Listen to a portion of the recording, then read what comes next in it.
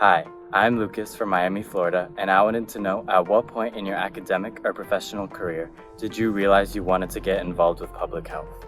I can actually tell you the day.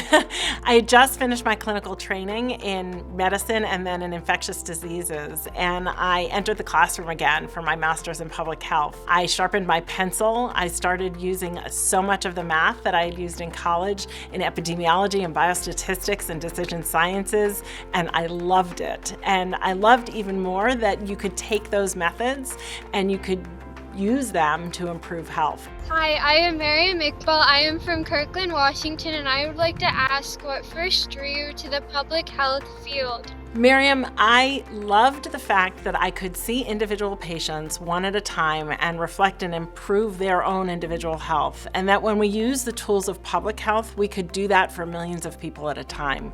That and the commitment to equity, which also was really important to me, has been really important to me, and so much of what we do in public health echoes that strong commitment.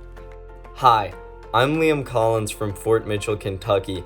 My question is, was there a specific experience or opportunity that led you to choose the public health field as an occupation?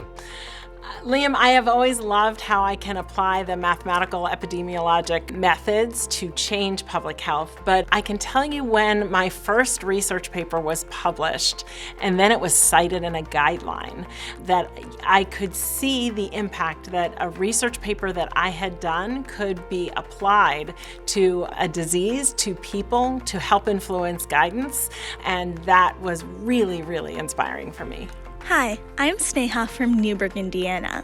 At what point did you realize you wanted to be a leader in the public health field and contribute to this impactful field? Sneha, I never really aspired to be a leader in public health. I aspired to be a good physician, a good clinician, and then to use the methods of epidemiology to try and do good for populations and for people.